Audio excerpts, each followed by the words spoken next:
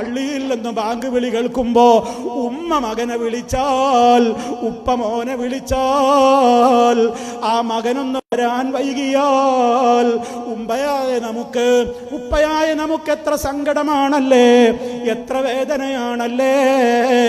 ഞാൻ പോറ്റി വളർത്തിയ എൻ്റെ പുന്നാര മോന്, എൻ്റെ പുന്നാര മോള് ഞാൻ വിളിച്ചെടുത്ത് വരൂലല്ലോ എന്ന് സങ്കടപ്പെടുന്ന എത്ര നേരം നമുക്കുണ്ടാവാറുണ്ട്.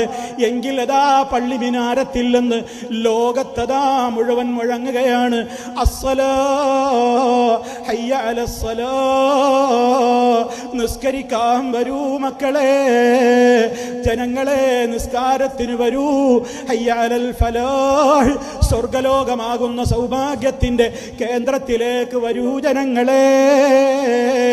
ആ വിളി കേൾക്കുമ്പോ അതിനൊരു ഉത്തരം കൊടുക്കാൻ പോലും മനസ്സ് വെക്കാതെ മൊബൈലിൽ ഇരുന്നിട്ട് അങ്ങനെ നിസ്കാരത്തിന്റെ സമയവും പാഴാക്കി കളയുന്ന മക്കളാണോ, ഭാര്യയാണോ, ഭർത്താവാണോ, ആങ്ങളെയാണോ, പെങ്ങളാണോ നമ്മുടെ വീട്ടിലുള്ളത് എങ്കിൽ ആ വീട് നരകമാണ്, അത് പിശാചിന്റെ താവളമാണ്. അവിടെ അടി തീർന്ന നേരമുണ്ടാവില്ല, അവിടെ മനസ്സംഘർഷം തീരൂല, അവിടെ അമ്മായിമ്മ പോര് വിട്ടുപോകൂല, അവിടെ മരുമകളും അമ്മായി അമ്മയും പോരാണ്. അതേപോലെ തന്നെ മക്കളും ബാപ്പയും തമ്മിൽ അടിയാണ്, അനുസരണമില്ല. എന്താ തകരാറ്? അവിടെ വിളയാടുന്നത് ശൈത്താനാണ്. ഈ ഒരവസ്ഥ ഇല്ലാതിരിക്കാൻ വീട്ടിൽ ഖുർആൻ ദിവസവും നടക്കണം, ദിവസവും ഖുർആൻ ഓതണം, ദിവസവും ദിക്റുകൾ ചൊല്ലണം.